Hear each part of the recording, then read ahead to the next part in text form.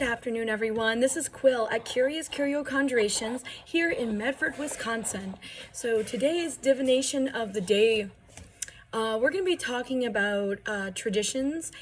These are typically associated with family traditions or things that we've done for a long time, and we're not exactly sure why we do it, but it's a tradition. It's always been. There's a term that if you do something for a year, it's just something that you did. But if you do it for 5 years in a row consistently, it then becomes a tradition. And we think tradition, we might think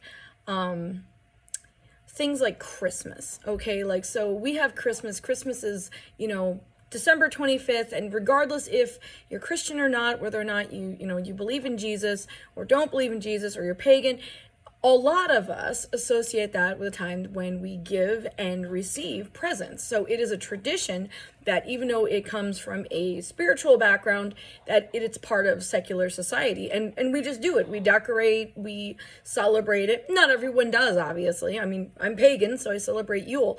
But I'm still part of that culture that celebrates it. So it is one of those traditions that's long-standing. Some traditions are fantastic ones. They are there is a tradition over in Bolivia where the priests of the village will actually have a celebration. Everyone brings their cars, their motorcycles, their buses, and they actually bless and name the vehicles. They put them in these beautiful flower garlands and decorate them, and then they parade them down the road, and then the priest comes by and blesses each vehicle. And if the vehicle is named, it's considered to be very lucky, a protective kind of think of it kind of like a protection spell for the vehicle. You're acknowledging that the vehicle is sacred. It gets you to your job. And that's a tradition they have. They also do that in the Philippines. It's kind of a little bit of a different idea, and it's considered very lucky to have a priest bless your Jeep or motorcycle or bus on Easter Sunday. So that is actually something that goes on in the Philippines. Those are traditions. Traditions, again, they can be really awesome, like giving and receiving presents and blessing vehicles. And tradition can also be something that needs to be broken. It can be things that don't really serve us.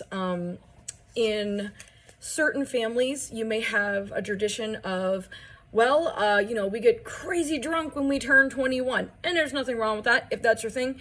However, if that night makes a pattern of alcohol abuse, it can be harmful in your life. So some traditions I think we should question. Just say, hey, why am I stuck? Why am I doing this thing? Am I doing this because it really honors me? I notice sometimes I have clients come in, they say, well, I go to church, but I just go to church because the rest of my family does. There's really nothing wrong with that. If they're telling me, well, I'm not really happy when I go to church, then I say, then why are you still doing it? If it's not bringing you, a sense of joy, a sense of peace, or a connection with the divine, why are you still going to that church? Maybe I've had people tell me, well, I don't like the church, it's toxic or something like that. Then you're not really, if you're dealing with a toxic environment, and again, this is not any particular place, this could literally be anywhere. If you're dealing with toxic people or toxic ideas and they're making you feel uncomfortable, that's valid. And you have the ability to break a tradition and move on. It is a choice. You don't have to follow a certain tradition or follow a habit just because your parents and your grandparents did. If these are things that you're working with your ancestors, or maybe you know stories about your ancestors, maybe you're not working with them in a spiritual context. If you're looking at your ancestors and you see really awesome things that they did, like maybe they were hard workers. I had Italian immigrants in my family who came over and just busted their butts and thrived. So that they brought over some awesome tradition with them, and they also brought over some really bad traditions like the alcoholism, kind of like a domestic violence background, stuff like that. So it was up to me that when I was presented with, this is what our family's always done, both the functional and the non-functional, I had a decision at that point whether I wanted to continue the traditions that served and the traditions that didn't serve.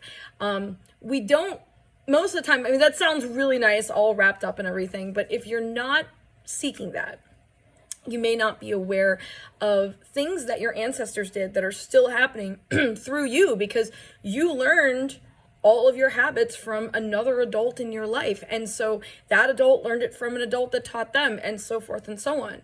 When we have habits in our life, traditions that are damaging to us, that take away from us spiritually, mentally, physically, whatever, that's a generational curse. That's generational trauma. We can untie that knot by doing something completely different. So when I was doing the divinations today and I was looking at everything was pointing at, there are habits that serve you and habits that don't serve you. You know, take a look at what they are. Understand that you're not going to untie that knot overnight. You may not even untie it in your lifetime. It may be something that if you have children, that they may be untying, but probably if you've worked on it in a much lesser way than you had to. I certainly have that going on in my life. I have a history of folks in my family with mental illness. I'm bipolar, and so I've chosen to get therapy, to get help, to do this channel, because this is all part of treatment, and I want to make sure other people, whatever that treatment looks like, I'm not here to tell you what to do, but at least that they know that they have an option, that they don't have to settle for something and just say, oh, well, that's it. You are in control of your own destiny. You may not be in control. You're not in control of other people at all. That's kind of an illusion. And if you are in control of other people, that's usually not good, unless they're small children and need that, obviously. But if you're in control of other adults, not good. But you know, and you can't thwart off death forever. We're all born.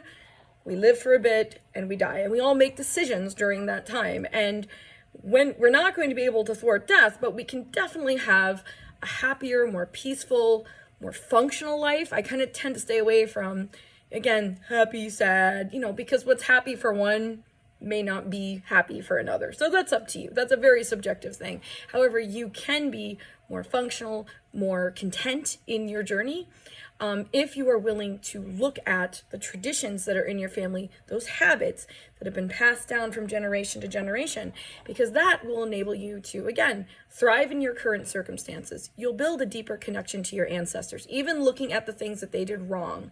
Some people are like, well, you know, I want to tap into my ancestors and I want to, you know, have all that knowledge and blah, blah, blah. And that's awesome, but that's only half the picture. You have ancestors. Everybody has ancestors that have failed, that have been miserable, and you can still learn something from them. That information, you don't have to bond with them, you don't have to agree with them, you don't have to like them or support them. That is your choice. However, you can take those situations that they failed in, and you can make a different choice.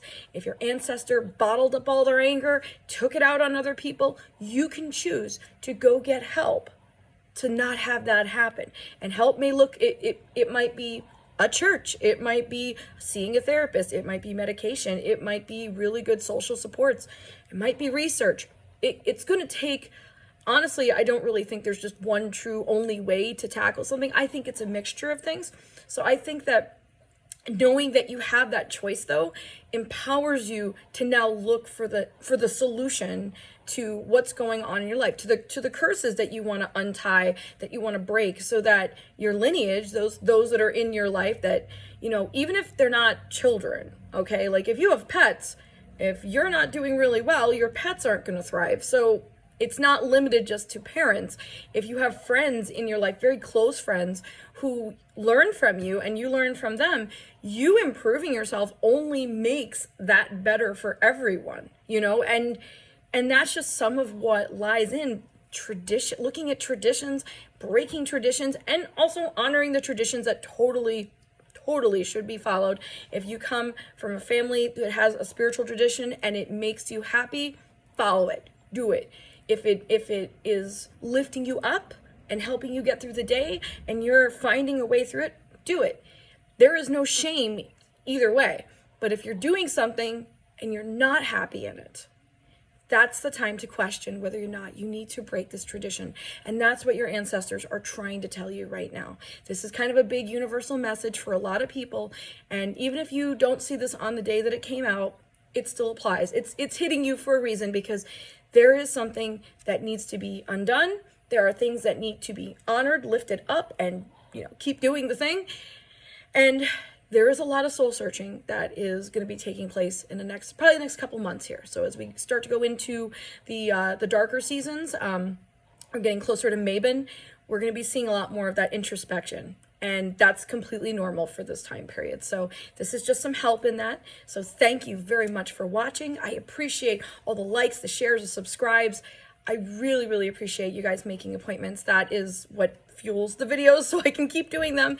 So if you want a tarot card reading, follow me on Facebook, Curious Curio Conjurations, or Kim Frank. You can go to either way to get me. And if you guys have questions, or you have comments, or there's videos that you want to see on paganism, occultism, esotericism, you name it, any of those topics, divination, the gods, whatever, shoot me a comment in, below, or contact me on Facebook. Thank you, and you have an excellent day.